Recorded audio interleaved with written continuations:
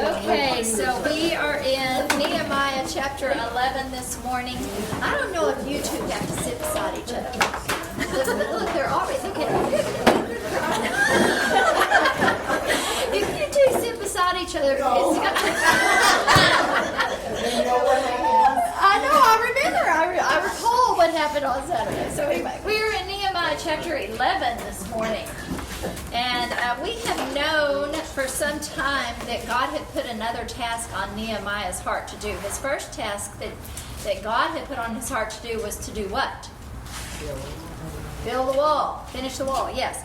And this, the other thing that he had put on his heart to do was repopulate Jerusalem. And we have reasoned out that the reason why people weren't living in Jerusalem during this time was because it wasn't safe enough to live there. If you didn't have walls and you didn't have gates, they didn't feel secure enough to live there. So now the wall is finished. They have had an old-fashioned revival, renewing their commitment to God's commands and laws. And now Nehemiah embarks on a plan of action to repopulate God's city. So let's read verses 1 and 2 and see how he's decided to do this. Chapter 11, 1 and 2. Now the leaders of the people settled in Jerusalem, and the rest of the people cast lots to bring one out of every 10 to live in Jerusalem, the holy city, while the remaining 9 were to stay in their own towns. The people commended all the men who volunteered to live in Jerusalem. So it seems the leaders, they probably already lived in the city, okay? But a new plan was to take 10% of those that are living in the country and have them move into the city, and they did this by casting lots. So basically, eeny, meeny, miny, mo, you're the guy that gets to go. You know, you're going to go to the city. You know, hello. So there's no indication whatsoever that anybody's unhappy about this. No resistance or anything. Okay, we're going to do this. Who has Proverbs 18:18? Okay, read what it says about casting lots. Casting lots causes contentions to cease and keep the mighty apart. Okay, so it's peaceful. It's a fair way to do this. And that's a proverb from Solomon. Okay, look at Proverbs 16:33. The lot is cast into the lap, but its every decision is from the Lord. Oh, okay. So that tells me that this was a way of discerning what God's will was. And so they used that system a lot, and God was behind that decision. So no wonder there wasn't any resistance. There was no resistance to it. So if you're one of these people that gets chosen, let's say, I don't know how many of you live on property. Property. Like more than 1 acre. Okay. You live on more than 1 acre. It's not much bigger, but still, if you had to go live in Jerusalem where your neighbor's like right there, you know, you can touch your neighbor, it's hard, especially for people who've lived on huge amounts of acreage and land, and they did that because they had animals to feed and things like that going on, okay? And you're the one that's got to move into the city and now live that close to your neighbor. This is not an easy move, is what I'm trying to get you to realize. And the people that were selected deserved the admiration of everyone else. It's interesting that mine says at the end of verse 2, the people commended all the men who volunteered. Mine says volunteered. And so I got to thinking, does that mean that maybe they opened it up first and said, anybody that volunteers to do this? Maybe there were volunteers first. I'm not saying that there were, but possibly. Or maybe at this point, even though the lots were cast, it was still, maybe so. But they were willingly. They went willingly.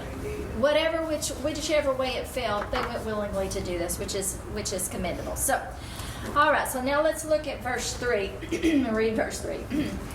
These are the provincial leaders who settled in Jerusalem. Now there's this big, humongous parentheses that I'm going to read. Now some Israelites, priests, Levites, temple servants, and descendants of Solomon's servants lived in the towns of Judah, each on his own property in the various towns, while other people from both Judah and Benjamin lived in Jerusalem. I don't know why that's there. It's just to state not everybody's living in the city and not everybody's living in the country. There's still some of each living in both places. But he puts that in there anyway, right before he gets ready to talk about who all is moved to Jerusalem. All these next section, and we're going to go through this fairly quickly, is going to start in the middle of verse 4. He's going to start with Judah, and these are the people that are moving in. Okay, he's listing the people that are moving in.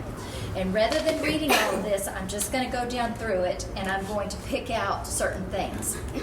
So from the descendants of Judah, verse 6 says there's a total of 468 able men from that. And they're all descendants of one guy. Verse 6 says they're descendants of Perez. Okay, so that's interesting. Then we move on to the descendants of Benjamin. How many?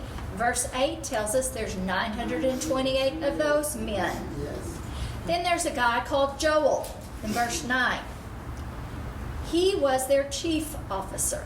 So apparently they've got a leader. I don't know exactly why they refer to him as a chief officer, but their leader is Joel. Judah, which is also in the same sentence, was over the 2nd district of the city. So it makes you wonder, what is the 2nd district of the city? Well, there are several scriptures that pertain to the 2nd district. It's not just mentioned here once, it's mentioned in other times. One of them is mentioned in 2 Chronicles 34. There was a prophetess named Huldah. There's very few prophetesses listed in the Bible, but she's one of them. Her name was Huldah. She lived in the 2nd district. Specifically says she lived there. The other one is Zephaniah 1:10. But in Zephaniah 1:10, this district is called the New Quarter. And there's a little note underneath that says that's where the merchants lived. This was the market district, okay? So the New Quarter, yeah. My version doesn't say that. Mine just says that he was second in command. It doesn't say he lived in the 2nd district. Judah doesn't say, No, it says Judah, the son of Hasanullah, was second in command of the city. Mine says the 2nd district of the city, and then I started going from 2nd district to looking at what that was exactly. And it was like, what version is yours? American Standard. Mine Mary's says my- what Yeah, go was ahead. second over the city, Yours says second over, and what is yours? a King James version. King James. I may need to look at that again. I do believe that the 2nd district is the market district of the city. That's where that's where the markets were set up, that's where the merchants were and everything. But I know that the city of Jerusalem is divided, because we learned that earlier, that it was divided and there were different people that were over different parts of it. So I don't know why it's worded that way. It's interesting. It may require us some more diligent study in that. Okay, so let's move on. From the priests. So we've got Judah, we've got Benjamin, now we've got from the priests. The priest numbers are different. There's one number in 12 that says 822, and then there's more in verse 13, 242, and then there's more in verse 14, 128. That's a total of 1,192, and their leader is listed in the very last verse, 14, their chief officer. And his name is really interesting. It is Sabajiel is how you pronounce that. Sabajiel. I have a little, a lot of times I'll get on my computer and say, how do you pronounce this name? And there's an Arab that I've been going to. You can tell he's Arab when he tells you how to pronounce them, and he'll pronounce it several times for you, but that one was really unusual, and I was like, okay. I don't always get them right, even after I listen to them 3 or 4 times and try to write them out where I'll say them correctly, then I still get them wrong for some reason. But anyway, he is apparently the leader over this particular group. And then there is a guy also, Sariah, go back to verse 11. Sariah, who's the son of all these people, was a supervisor in the house of God. Okay? A supervisor is what mine calls him. He's not a high priest because we know the high priest is Eliashib. That was according to chapter 3, verse 1.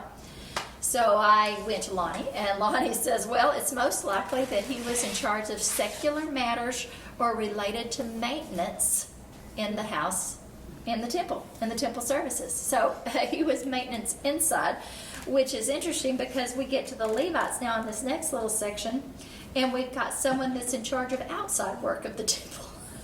So he thinks this one particular guy, Sariah, was in charge of housekeeping inside, and then these other two guys that are listed under the Levites are in charge of the outside work. You know, they're like groundskeepers almost. So Levites, there are 284 Levites according to 18, verse 18. There are several names here that are important. Shabbatai and Jozabad, two of the heads of the Levites who were in charge of the outside work of the house of God. They're their outside workers. That's verse 16. And then in verse 17, you've got a mention of Mattanai. And if you look on down, it's, how do you say his name? Bakbukiah. These two guys led in thanksgiving and prayer. And notice, Mattanai in verse 17 is a son of who? Which name? Micah. Go on. One of those names is very familiar. After Micah, Zabdi, and the son of Asaph. Now, Asaph, He did a lot of songs. he did, but under the king of which king? David. David, yeah. Yes. Okay, so these, apparently, if you were good in music like Asaph was, then your ancestors were also good in music. Okay, because this particular one was a son of Asaph and had that in his lineage. Okay. So those two guys are specifically mentioned as being part of the thanksgiving and prayer, the music and things like that. Gatekeepers, verse 19, gatekeepers. There's 172 gatekeepers, but I want to read you some of what the gatekeepers had to do. I'm looking over in Chronicles. I'm just going to read it to you. This is not in the text.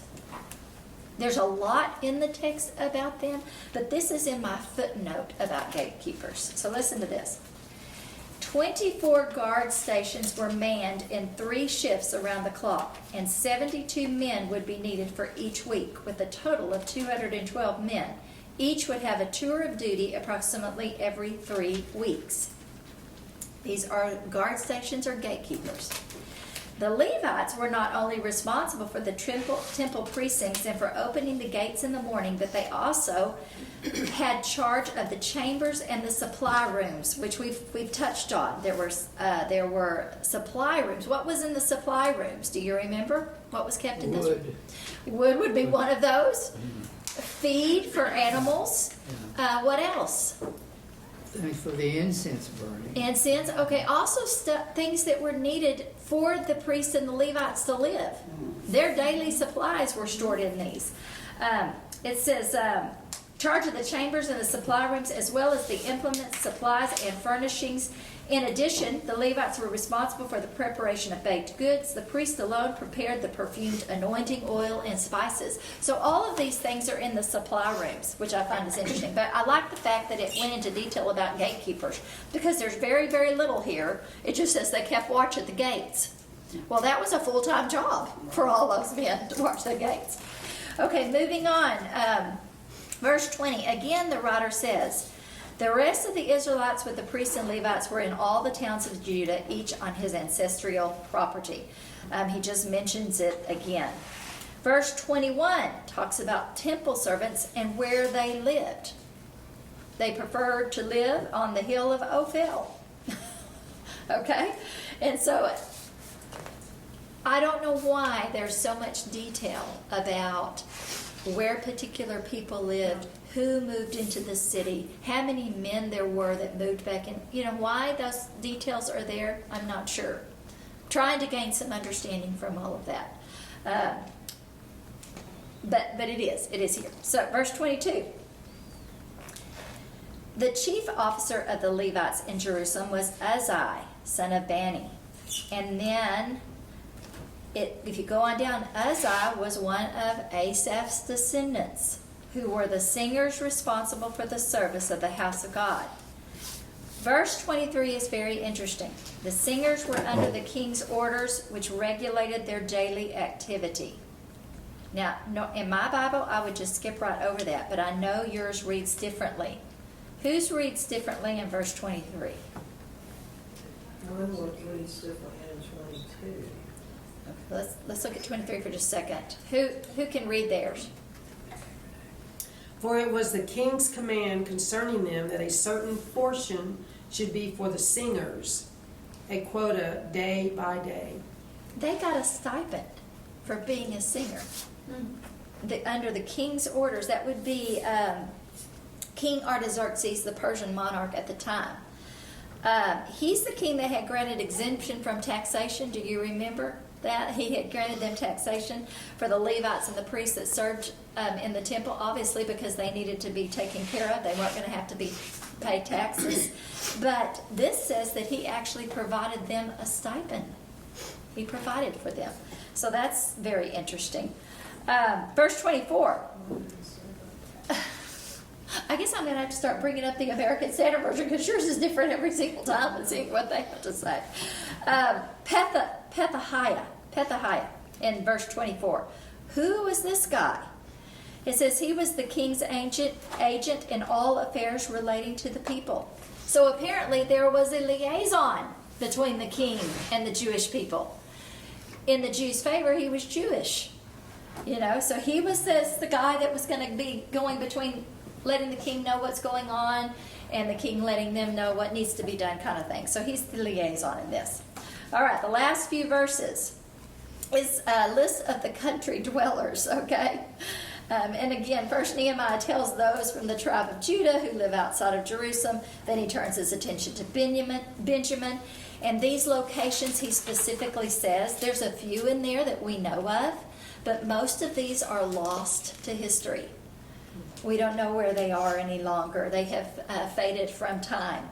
What we do know is the last verse in this little section, the last part of verse 30 says they were living all the way from Beersheba to the valley of Hinnom. That's not a very big area. In fact, it's a tiny area. These people were in very close proximity to Jerusalem, okay? All these people that lived outside of there. What we learned in verse 31 through 35 is basically the descendants of Benjaminites. Some of them were craftsmen. Look at verse 35. In Lod and Ono and in the valley of the craftsmen. Again, it seems like the singers kind of lived together. The craftsmen or the artisans had an area where they lived together. And it was very specific about that. Verse 36, some of the divisions of the Levites of Judah settled in Benjamin. Okay, that brings us to 12. You probably and maybe could get a little bit more out of those, out of that particular chapter, reading it and maybe studying it on your own. But that's it in a nutshell. All right, but before we begin this chapter, I want to spend a little bit of time talking about the importance of the city of Jerusalem to a Jew, okay? And I want to do that by talking about New York for just a minute. In New York, there are 2 waterfall pools that have a bronze parapet around them. This bronze parapet, I'm thinking it's about that wide. I've seen it and I have pictures of it. I'm thinking it's about that wide. And it runs around both of these pools. And it has 2,983 names listed on it of men, women, and children. And in this little area where these 2 pools are, there are over 400 swamp white oak trees painted. And today it's a very serene, calm, quiet, almost reverent place when you go there to see it. But that same area looked like a war zone. I mentioned before that after 9/11, It took 9 months to remove all the rubble from that, just to get the rubble out of the way before they could even think about doing anything to the site. It's a memorial reminding us that we have rebuilt and we are still rebuilding. And you think about the city of New York, it's a flagship emblem of our country. It's inspired Broadway musicals, it's known for its pizza, it's known as the Big Apple. It has songs written about it, start spreading the news. As New York City is an American icon, to the Jews in Nehemiah's day, Jerusalem was not just a symbol of their culture, their heritage, and their race. It was the place where God chose to dwell among his people. No matter how patriotic we are, we have trouble grasping the sacred relationship between the Jews and this city. Okay? God's presence is no longer attached to a particular city. Instead, he lives in the hearts of men. But in the book of Nehemiah, this holy city now stands on the verge of renewed splendor. Think about it. When Nehemiah first walked around the walls, it was rubble that kept him from getting around them. And now the temple has been restored, the walls have been rebuilt. This is a monumental occasion, you know. Zerubbabel had sent the first people home, and when they saw the temple in ruins, what did they do? They cried, they grieved. And they worked and they rebuilt it. Ezra returns to Jerusalem. He begins to work on people's spiritual lives. Nehemiah returns to Jerusalem, and amid threats, the wall was rebuilt and dedicated. And the people have begun to read and study their law, hold festivals, confess their history, rededicate their hearts to God. So this has come full circle. So we get to these first few verses, and it's another list of names of chapter 12, okay? And it starts with Zerubbabel. He just lists a few of them. He lists a few of the priests and Levites that returned with him. And then it moves, because verse 8, there's a familiar name here. Verse 8, there's a familiar name, Mattaniah. Well, we know that Mattaniah, we just talked about him in the last chapter. He's current. So this is interesting. I have and I'm not real sure on the dates of this. I'm like, okay, why would he start out with talking with people that are with Zerubbabel and then switch, and all of a sudden he's talking about Mattaniah again? And if you go down, Mattaniah is mentioned again in verse 25, all over again, which the placement is strange about how this works. I want to point out, I'm going to go back up to verse 4. There is a name that returned with Zerubbabel. And in verse 4, it's Abijah, or Abijah. Abijah. That is a familiar name, okay? Who has Luke 1:5? Yeah, Mary, read Luke 1:5. In the time of Herod, king of Judea, there was a priest named Zechariah, who belonged to the priestly division of Abijah. His wife Elizabeth was also a descendant of Aaron. Okay, so you know right now that guy that returned from Babylon with Zerubbabel to Jerusalem is in the heritage of John the Baptist. Yes. And so that's very interesting that pops up. He had an ancestor who was a priest named Abijah. 400 years are going to go by before that event takes place in the New Testament. 400 years. So interesting. Again, I'm not sure about why these guys are listed, and then all of a sudden we're back to Mattaniah again, but we are. In verse 8, Mattaniah, who together with his associates was in charge of the songs of thanksgiving, and there is Bakbukia. He's listed again, and it says they stood opposite them in the services. What in the world does that mean? Well, guess what? Most of the songs that were performed in Bible times were chants. Chant. So you had one over here and you had one over here, and apparently they each had a section, and they would chant back and forth opposite each other. And so Lonnie believes that's what they're talking about there. A new name is there too, Unai. Again, another one of the men that helps them out during that service. keep going along and we get to verse 10.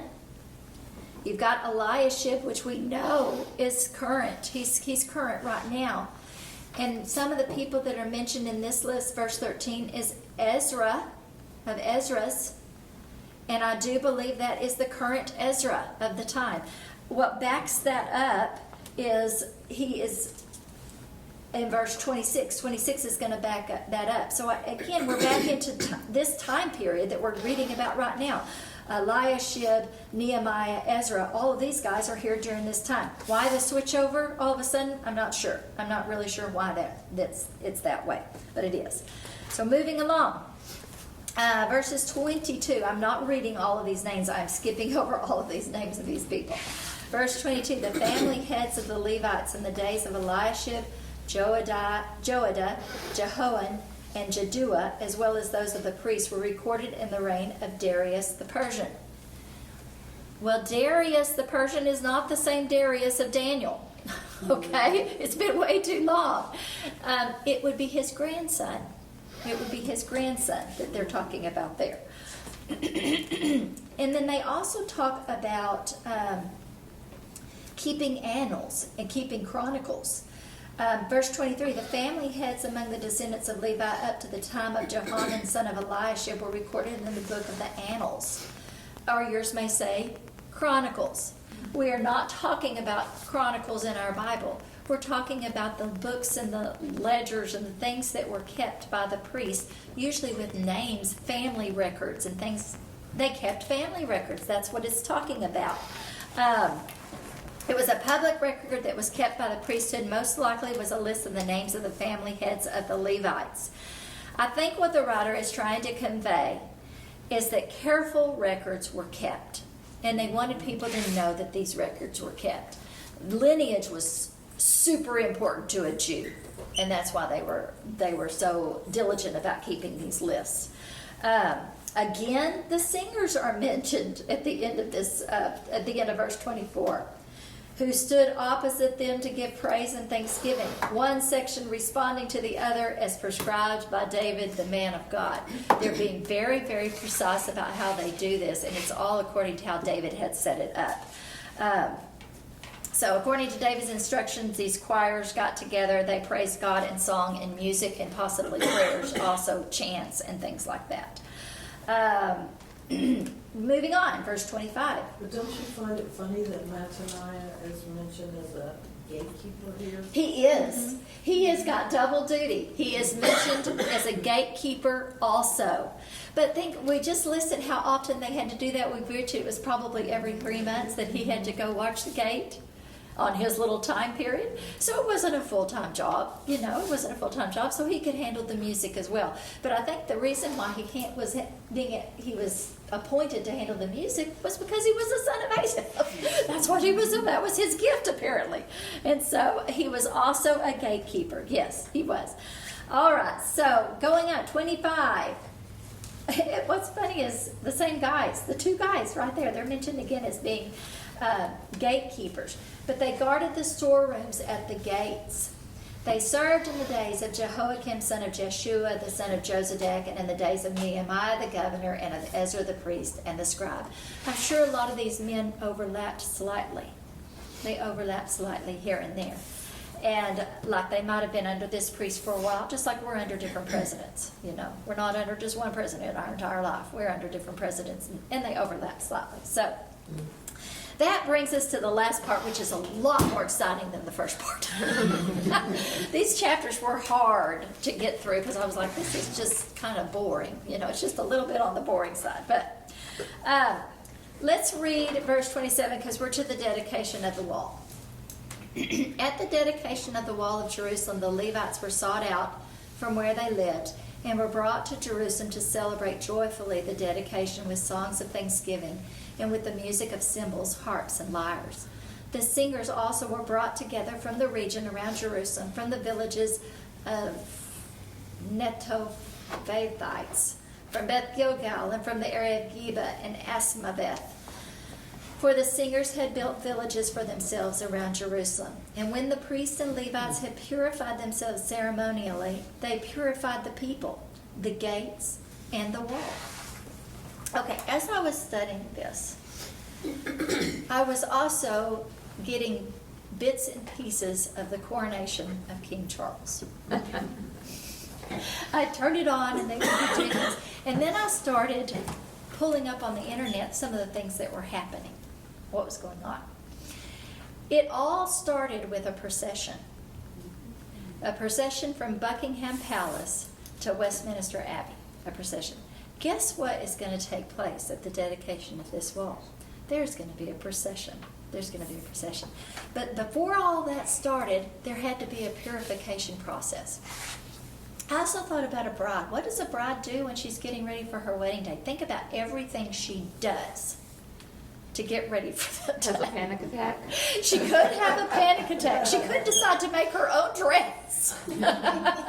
You know, but she's got to pick out a dress. She's got to be fitted for that dress. She's got shoes that go with that dress. If it's sleeveless, she might have to have a tan. She's got to go get a tan or put on a tan of some sort. She gets her hair done, specifically around a veil or a hat or whatever she's decided to wear. She does her nails. That of all the days of her entire life, she probably goes to get her nails done.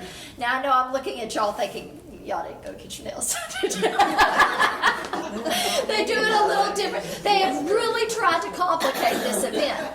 But my point is there's a lot of things that go into that. Music goes into it too. Exactly the kind of music you're going to have on that particular day too. Who's going to officiate it? All of these things. Can you imagine all the things that they had to do to get ready for this coronation? I mean, now, granted, there are traditions that go back 1,000 years that they've done, but they haven't done it. Was it 1952 when she? Yes. They haven't done it since then, all of this stuff. So I can't imagine all the things that needed to be done for this. But they have notes in the Chronicles. They had been very detailed about what needed to be done, and they were going to follow their chronicles. That's exactly right. Okay. Leading up to this, they had to be purified or ceremonially cleaned. Verse 30 says they purified themselves ceremonially. What does it mean for a priest to be cleaned or ceremonially purified? It meant sprinkled water, shaved body hair, washed clean clothes, and sacrifices that had to be done. So they had to go through all of this. What about the people? Because it says they cleansed the people. They didn't take many baths back then. That's right. And they didn't wash their clothes a lot either. Sometimes once or twice a They, year. I think that they had one set of clothes. They were lucky if they had one set of clothes. Well, they did have one set of clothes. They were lucky if they had a second set of clothes. Okay, but for the people, it involved cleansing their clothes, and they had to abstain from sexual intercourse. That was part of their purification process.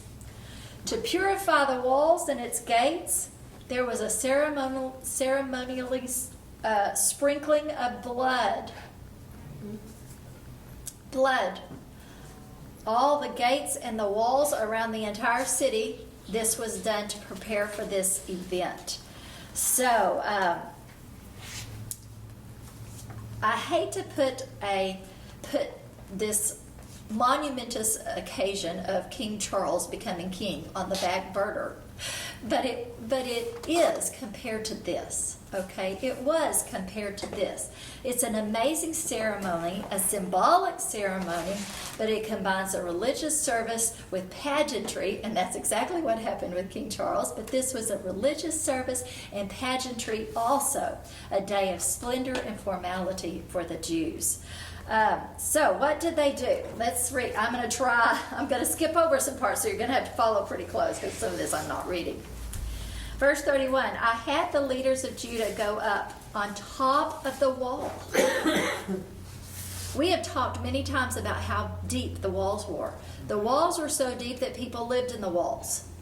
So, do you remember at the beginning that they made fun of Nehemiah and says there's a fox was going to jump on the wall and make it fall down? I think Nehemiah's thinking, you know what we're going to do? We're going to get up and we're going to march on the walls. That is exactly what they're going to do. It was wide enough that they were going to get up and they were going to march around the city on top of those walls. Okay? He felt like it was strong enough for that. I also assigned 2 large choirs to give thanks. One was to proceed on top of the wall to the right, toward the dung gate. Okay, I'll go on down here. I'm going to skip on down a little bit to verse, keeping going, at the end of verse 36. Okay, first of all, there's musical instruments. I want you to see that, musical instruments. And I think I may have skipped over some other, trumpets. There's trumpets in verse 35. Trumpets in 35, musical instruments in verse 36, prescribed by David, the man of God. And who is leading the procession? Ezra. So we've got 2 groups. Ezra's going to lead one, and I'll just tell you right now, Nehemiah is leading the other. And they're going to start at the Valley Gate. The Valley Gate is where Nehemiah first started his inspection. So all of these little things he's remembering. I like to say he's remembering and thinking, you know what, they made fun of me and said the fox was going to cause this wall to fall down. We're getting up there on the walls. And I remember that I started looking at this wall at the Valley Gate. That's where we're going to start. And they're going to move it. It's opposite directions, according to Lonnie, all the way around until they meet on the other side is what they plan to do. So they marched in opposite directions upon the wall. I already said that. Trumpets all the way around. One says next they went up by the stairs of the city of David. And what that means is that that was David's old residence. They went right by there and finally arrived at the water gate. And Lonnie believes that these 2 groups continued until they met each other. It would be the perfect position to dismount the wall, enter the temple courts to continue their praise. And it's just like from Buckingham Palace to Westminster Abbey. They all get out and they go inside and they have worship service. The music. King Charles's began at 11. It was punctuated with music selected by the king with 12 newly commissioned pieces, including one by Andrew Lloyd Webber, and Greek Orthodox music in memory of his king's father, Prince Philip. So we also have music at ours, and there's music going on. The Archbishop will administer the coronation oath, a legal requirement. He will ask King Charles to confirm that he will uphold the law and the Church of England during his reign, and the king will place his hand on the Holy Gospel and pledge to perform and keep these promises. I want to read to you what it says in verse 43. And on that day they offered great sacrifices, rejoicing because God had given them great joy. The women and children also rejoiced. The sound of rejoicing in Jerusalem could be heard from far away. I love that. They told how many people watched the coronation from all over the world. And I like what this scripture says, that there was so much rejoicing in Jerusalem that it could be heard from far away. I love that. So they continued this ceremony. What I found really interesting about King Charles's coronation is they got some special oil from the ampulla, a gold flask, and they anointed the king in the form of a cross on his head, breast, and hands. It's a chrism oil. I'm going to tell you where they got it. Where do you think they got the chrism oil? The chrism oil, which will be used to anoint King Charles III during his coronation on May 6, has been consecrated at the Church of the Holy Sepulchre in Jerusalem. In April, they went and got this oil from Jerusalem and brought it and anointed King Charles with it. Interesting. Very interesting. In the final part of the ceremony, only one person has to kneel and give allegiance by kissing his right hand. Prince William will be the only royal duke to kneel and pay homage to King Charles in this time. Who did the people give credit for this? for this great momentous occasion, in verse 43, it says they were rejoicing because God had given them great joy. And they had already pledged their allegiance in chapter 10 to Him and rededicated their lives to Him. They didn't dedicate their lives to King Charles or anybody else. They had dedicated their lives to God. Verse 44, at that time men were appointed to be in charge of the storerooms for the contributions, the first fruits, and the tithes. From the fields around the towns they were to bring into the storerooms the portions required by the law for the priests and the Levites, for Judah was pleased with the ministering priests and Levites. They performed the service of their God and the service of purification, as did also the singers and the gatekeepers, according to the commands of David and his son Solomon. For long ago, in the days of David and Asaph, there had been directors for the singers and for the songs of praise and thanksgiving to God. So in the days of Zerubbabel and of Nehemiah, all Israel contributed the daily portions for the singers and the gatekeepers. They also set aside the portion for the other Levites, and the Levites set aside the portion for the descendants of Aaron. So, God has brought Nehemiah full circle, beginning with a broken gate. The very gates and landmarks that we read about today are the same ones that we read about in Nehemiah 2 through 4, only now they have been restored. The gates that Nebuchadnezzar set ablaze, smoldering as the Jews were carried off to Babylon, are holding choirs of men, their leaders Ezra and Nehemiah, and a host of other people. And I'm reminded of a scripture. Now to Him who is able to do immeasurably more than we ask or imagine, according to His power that is in work within us. To Him be glory in the church and to Jesus Christ throughout all generations, forever and ever. Amen. Ephesians 3:20. We're going to end. We'll have one more week next week, and I hope you can come do some more studying on that. I guess I'm going to have to go read the American Standard Version. See